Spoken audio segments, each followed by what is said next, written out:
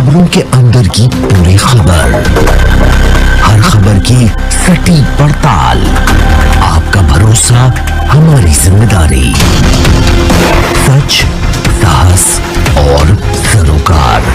ये सदन में जाकर के इस बार अल्लाह अकबर भी होगा, जय श्री राम भी होगा। यहाँ के जो आपके प्रत्याशी हैं जेडीयू के, वो तो भूल गए कि वो जेडीयू के प्रत्याशी हो, तो भाजपा के नाम पे वोट मांग रहे हैं। अरे भाई, आप नीतीश कुमार की पार्टी से आते हैं, जेडीयू से आते हैं, तीर छाप से आते हैं। उसकी नॉमिनेशन यात्रा उस दिन मुहर्रम और रामनवमी दोनों एक साथ एक ही जगह लोग मनाएंगे।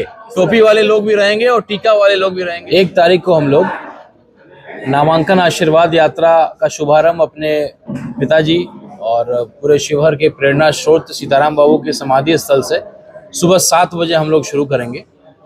और रूट मैप के माध्यम से इसका परमिशन हम लोगों ने ले लिया है।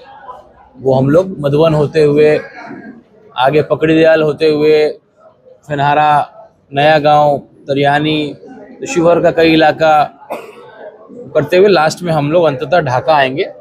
और ढाका में हम लोग सभा 2 बजे, सेकेंड हाफ में 2 बजे हम लोग सभा की शुरुआत करेंगे। 2 से 2:30 बजे, जब थोड़ा धूप भी हल्का हो जाता है, क्योंकि लू का भी मौसम चल रहा है। उसी को लेकर के तैयारी हो रही है। ये यात्रा एक बदलाव का यात्रा है, एक क्रांतिकारी आगाज का यात्रा है।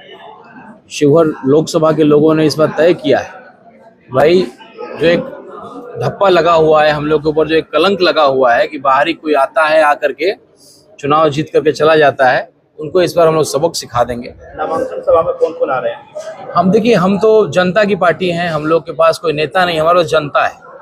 नामांकन सभा की जो विशेषता ये है कि हम लोगों ने अपने सभी लोगों से, अपने पंचायत के अपने सभी कार्यकर्ता, अपने सभी समर्थक, अपनी जनता से आग्रह किया है कि आप अपने पंचायत का मुख्य समस्या 10 कम से कम वो लिख करके आप लेकर के आएं।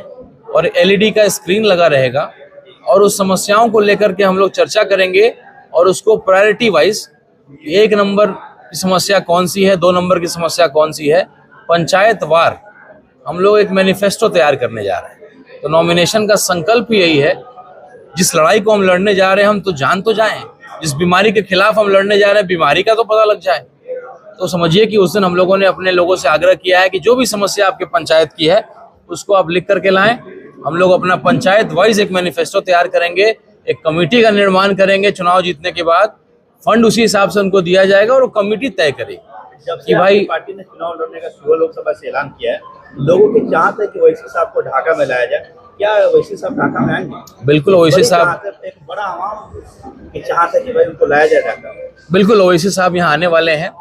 एक बैरिस्टर जो है मोहनदास करमचंद गांधी आए थे कुछ साल पहले, जिन्होंने अंग्रेजों को धूल चटाया था।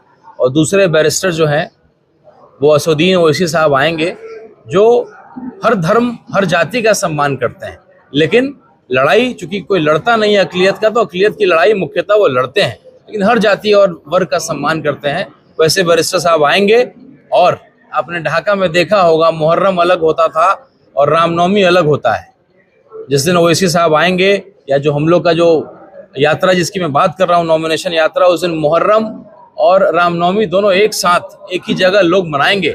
टोपी वाले लोग भी रहेंगे और टीका वाले लोग भी रहेंगे। और जो नफरत फैलाने वाले जो लोग हैं उनके मुंह पे हम लोग एक तमाशा देंगे। और ढाका को कुछ लोगों ने पाकिस्तान तक का दर्जा दे दिया था, उनका जवाब देंगे। तो देखिए, आप भारत माता की जय अगर करते हैं तो हम हिंदुस्तान जिंदाबाद करते हैं। हमारे अंदर भी वही जुनून है, वही देशभक्ति है। लेकिन आपके दिए हुए शब्द को अगर हम नहीं दोहराएं तो हम ऐसा नहीं कि हम हमारा देश से प्रेम नहीं है। अब भारत माता की जय करिए, हम हिंदुस्तान जिंदाबाद करेंगे। हम अपने तरीके, अपने शब्दों से करेंगे, लेकिन जज्बे और जुनून में कोई कमी नहीं है। उसका उदाहरण आप देखेंगे, एक हिंदू मुस्लिम एकता को लेकर के, गंगा जमुना तहजीब को लेकर के, मुहर्रम और रामनवमी को लेकर के जिस तरीके से नफरत फैलाई जाती है, वो एक साथ एक जलसा निकलेगा जहां टोपी भी होगा, टीका भी होगा। आपके नामांकन समारोह में जो हिंदुस्तान की असल जो खूबसूरती देखी जाती है वो देखने को मिलेगा? बिल्कुल, हम लोग का मकसद ही वही है। हम लोग वही करने निकले हैं कि बात विकास की हो, बात नौजवानों की बेरोजगारी कैसे खत्म हो उसकी हो। आज 15 साल से महिला सांसद आपकी बन रही हैं और आने वाला जो है महिला आरक्षण बिल पास हो जाएगा, 33% महिलाएं तो होंगी। अगली बार आगे से सांसद आपकी महिलाएं होंगी। क्यों नहीं, एक बार युवा को मौका क्यों नहीं मिलना चाहिए? महिला संसद बनने से आपको दिक्कत क्यों नहीं? बिल्कुल कोई दिक्कत नहीं है। मेरा कहना यही है कि जब कोई वर्ग का कोई अगर प्रतिनिधित्व करता है तो उस वर्ग का विकास होता है। तो 15 साल अगर महिला थी तो 5 साल एक युवा को मौका मिले, फिर किसी दलित को मौका मिले, फिर किसी मुस्लिम को मौका मिले। जब हर वर्ग को मौका मिलता है तो उसका विकास होता है। तो महिलाओं को मौका मिला, इससे मुझे कोई तकलीफ नहीं है, बहुत सम्मान है। लेकिन महिला आरक्षण बिल चूंकि पास होने वाला है, तो एक बार जो पास हो जाएगा तो मौका तो ऐसे भी युवा को कम मिलेगा। तो मैं चाहता हूं कि सीहोर संसदीय क्षेत्र एक बार एक युवा को आजमाए। हमारा संकल्प है कि हम अपनी शक्ति को लोगों को देंगे। भाई लोगों के पास शक्ति होगी, वहाँ के लोग वहाँ के सांसद होंगे। अगर कोई गलत सड़क बन रहा होगा, वहीं के लोग जा करके उस काम को रुकवाएंगे। किसी के साथ नाइंसाफी होगी, किसी का जमीन हड़पा जाएगा, तो वहाँ एक एक आदमी सांसद के जिम्मेदारी और ताकत के साथ जमीन पे होगा। रंजीत जी, एक तरफ जहाँ 400 पार की बात हो रही है, वही दूसरी तरफ कहा जा रहा है कि संविधान खतरे में, देश खतरे में। अच्छा, आपको लगता है कि वाकई देश का संविधान खतरे में, देश खतरे में? देखिए, संविधान की खूबसूरती क्या है, ऐसा नहीं होता कि चुनाव एक बार कराया और आपको जीवन भर के लिए कुर्सी दिया था, मात्र 5 साल के लिए दिया जाता है। आज अगर आप वोट करते हैं तो 5 साल आपका कोई सांसद होगा। तो खूबसूरती ये है कि हर 5 साल में बदलना चाहिए सरकार। आप देखिए, जिस भी राज्य में सरकारें बदलती रही हैं, वहाँ विकास का जो रेट है वो बेहतर है, दर उसका बेहतर होता है। यही लोकतंत्र की खूबसूरती। आप लगातार जब किसी को कुर्सी पे बिठाएंगे, बिहार तो झेल ही रहा है, खाने की दिक्कत है, और यहाँ पे हम लोग जो है दूसरी बातें करते हैं, पर्यावरण की बात हम लोग करते हैं। यहाँ पेट में जो है खाने को अन्न नहीं है। यहाँ म्यूजियम में अंडरग्राउंड रास्ता बनाते हैं, यहाँ पे ढाका और चिरैया का रास्ता, शिकारगंज का रास्ता का क्या हालत है वो हम लोग देख ही रहे हैं। लेकिन सुरंग बन रहा है म्यूजियम का, गंगा जल को कहाँ से कहाँ पहुँचाया जा रहा है। अरे भाई, यहाँ के जो आपके प्रत्याशी हैं जेडीयू के, वो तो भूल गए कि वो जेडीयू के प्रत्याशी हो, तो भाजपा के नाम पे वोट मांग रहे हैं।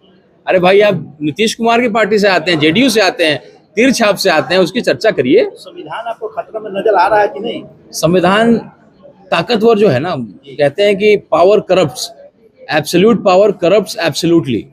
तो कहीं ना कहीं अगर किसी को बहुत ज्यादा ताकत आप दीजिएगा तो ये चीजें होती हैं। तो संविधान खतरे में नहीं है, लेकिन कुछ चीजें गलत हो रही हैं। आज केजरीवाल साहब को जेल भेज दिया जाता है। रंजीत साहब, आप एक हिंदू का बेटा है और AIMIM के जो हमेशा एलिगेशन लगता है कि मुस्लिमों की पार्टी है, मुस्लिमों का आवाज बनते हैं, और उस पार्टी से आए, तो दुआ सलाम और परिणाम इस बात को कैसे मैनेज करना है? देखिए, ये चुनाव में जो है, ये जो रोटी सेकने वाले जो लोग हैं, राजनीतिक पॉलिटिकल लोग, ये उनका काम है। हम लोगों में कभी आपस में इस तरह का भेदभाव रहा नहीं है कभी। हमारा इतिहास आप निकाल करके देखिए, महाराणा प्रताप के सेनापति मुसलमान थे, अकबर के सेनापति राजपूत हुआ करते थे। तो ये सब राजनीतिक रोटी सेकने के लिए होता है। और जब ओवैसी साहब ने, जिसके ऊपर इल्जाम था कि यह मुसलमान की पार्टी है, जब वो एक कदम आगे बढ़ा करके शिवहर से राणा रंजीत सिंह, एक क्षत्रिय, एक हिंदू के बेटा को मौका दे रही है, गोपालगंज से एक दलित समाज के दीनानाथ मांझी जी को मौका दे रही है, जब आपने एक कदम बढ़ाया है तो हम तो हिंदुओं का तो फर्ज, हम 10 कदम आगे बढ़ाएंगे। और इसका आपको हम लोगों ने बोला है कि हम लोग आपको जो है, जो आपने प्यार का एक कदम आगे बढ़ाया है, जो मोहब्बत, आज के नफरत के इस दौर में जो आपने मोहब्बत का जो है पहल किया है, तो यहाँ से आपको 10 कदम बढ़ करके हम लोग करेंगे। और सदन में जा करके इस बार अल्लाह अकबर भी होगा, जय श्री राम भी होगा।